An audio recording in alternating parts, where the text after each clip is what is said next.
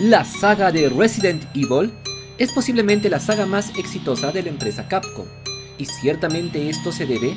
a que desde el principio fue un videojuego de alta calidad y con gran innovación. Y si bien es cierto, los videojuegos clásicos son considerados como joyas aún en la actualidad, lo cierto es que el Resident Evil 4 fue un cambio en el paradigma del videojuego, una renovación y algo que llevó a Resident Evil hacia el siguiente nivel. Ciertamente la llegada de este videojuego fue en el mejor momento posible, pues desde el día de su aparición llevó a esta franquicia a ser una de las más importantes a nivel mundial. Y es por eso que el día de hoy analizaremos a fondo las mecánicas y el diseño de este videojuego, para responder a la gran pregunta: ¿cómo debe hacerse una reinvención o una actualización de la mecánica de un videojuego? Pues para responder a estas dudas, esto es Resident Evil 4 y cómo renovar una saga y llevarla al siguiente nivel.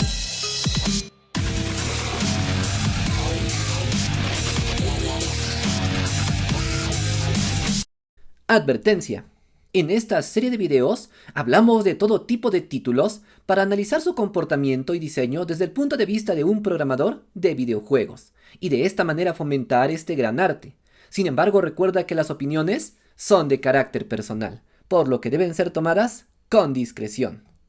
Ciertamente la saga de Resident Evil fue exitosa desde un principio.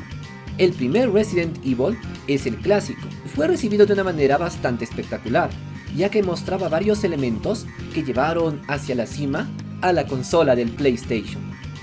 Tras esto, y como era natural, salió la segunda parte, en la cual perfeccionaban toda esta fórmula para hacer un videojuego prácticamente perfecto para la fecha, el cual ciertamente puede ser disfrutado aún al día de hoy. Tras esto tuvimos un nuevo videojuego, el Resident Evil 3, también conocido como el Resident Evil Nemesis, el cual ciertamente pulía los últimos aspectos del Resident Evil 2 y se enfocaba un poco más hacia la acción. Sin embargo, tras esto, los directivos de Capcom sabían de que era necesario renovar la saga, y si bien es cierto teníamos algunos spin-off como el Resident Evil en el cual estabas peleando en primera persona, lo cierto es que se necesitaba un nuevo aire para esta franquicia, llevar el juego hacia el siguiente nivel. Fue entonces cuando decidieron crear un videojuego para la siguiente generación, el cual sería nada menos que el Code Veronica. Personalmente, considero el Resident Evil Code Veronica como uno de mis videojuegos favoritos, y que también lleva los conceptos del Resident Evil clásico hacia prácticamente la perfección. En este videojuego todavía tenemos los controles de tanques, los cuales realmente me gustan bastante, pero también tenemos un montón de mecánicas que hacen mucho más dinámico a este videojuego. Por si esto fuera poco, las animaciones son de otro nivel,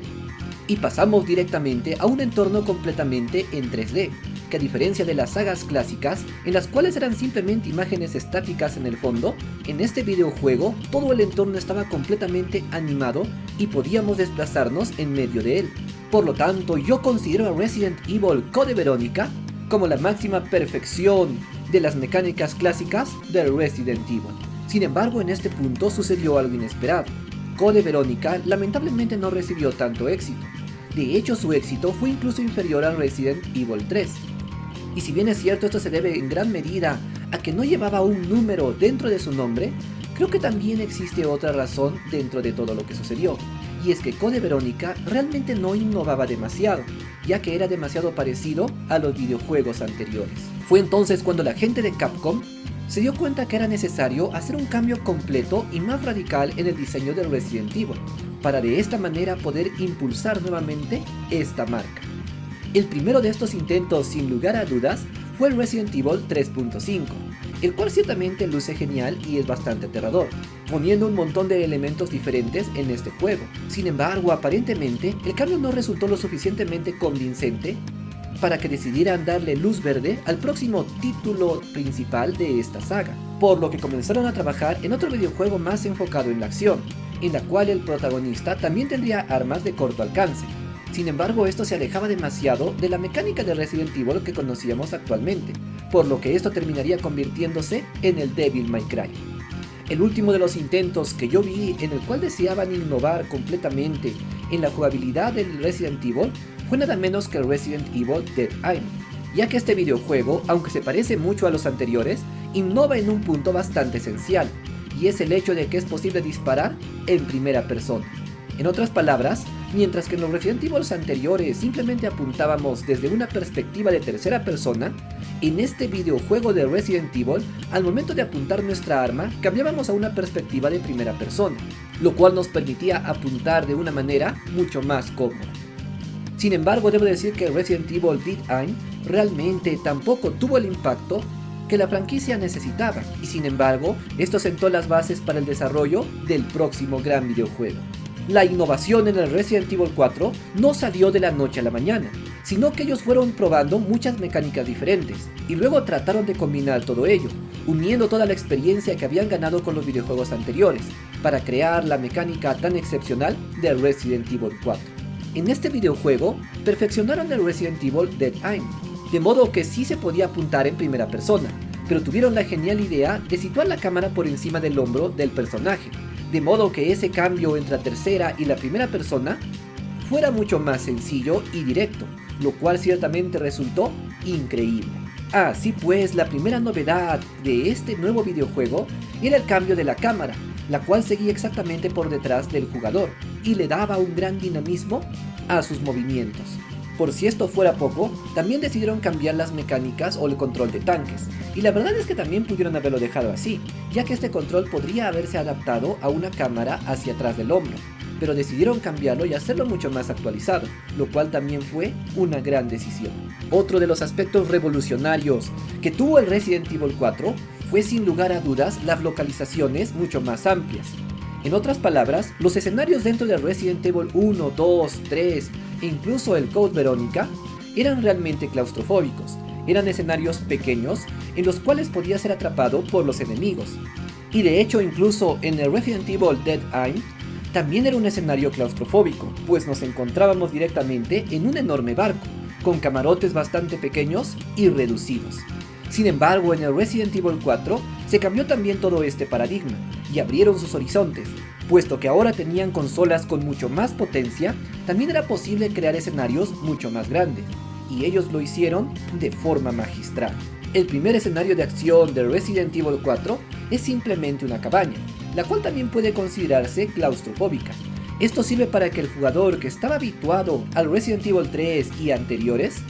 no se sintiera tan extraño desde un primer momento. En la escena en la cual Leon se encuentra con aquel ganado desquiciado que intenta matarlo, simplemente están dentro de una cabaña, y de hecho se parece bastante a las escenas de los Resident Evil clásicos,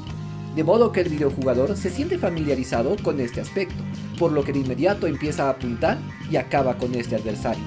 Esto sirve como un pequeño tutorial, para que dentro de nuestra zona de confort, el jugador se dé cuenta de que la cámara y la forma de disparar han cambiado radicalmente. Sin embargo, la próxima escena de acción sería directamente en una locación mucho más grande, pues se trataría nada menos que de un pueblo entero. En este fantástico nivel de videojuego, podemos entrar al pueblo de estos sujetos, momento en el cual nos comenzarán a atacar por todas partes, y es entonces cuando la cámara y la jugabilidad del Resident Evil 4 comienzan a brillar, ya que deberemos movernos a lo largo de todo este escenario, esquivando a los enemigos y disparándoles. Estos cambios eran realmente sencillos, pero también extremadamente significativos, ya que rompían varios paradigmas de la saga clásica, ya que a diferencia de esta, en la que teníamos que medir nuestros movimientos y acabar con los enemigos con mucha cautela, ahora al tener un entorno tan grande, realmente nos estábamos enfocando hacia la acción, ya que lo que deseábamos era acabar con estos enemigos, los cuales de inmediato también nos darían varias recompensas.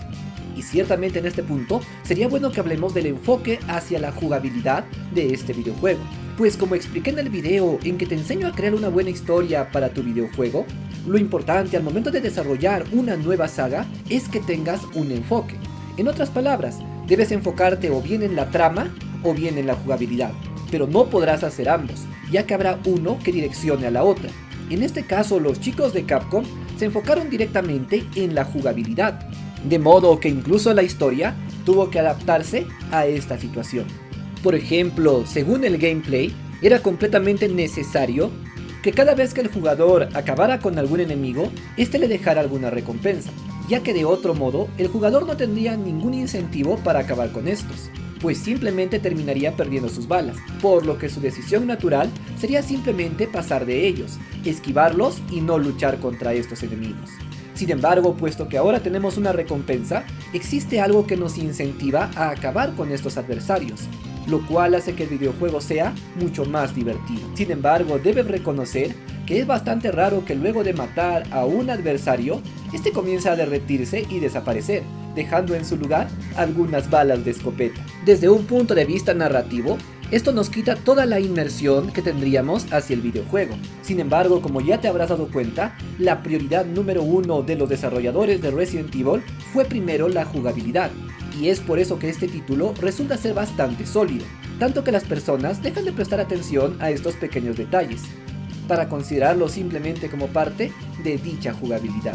Así pues, el Resident Evil 4 nos deja una lección bastante importante, que si en algún momento deseamos renovar una saga, no podemos hacerlo de la noche a la mañana, sino que es necesario experimentar un poco con algunas cosas antes, y solo cuando tengamos la experiencia suficiente,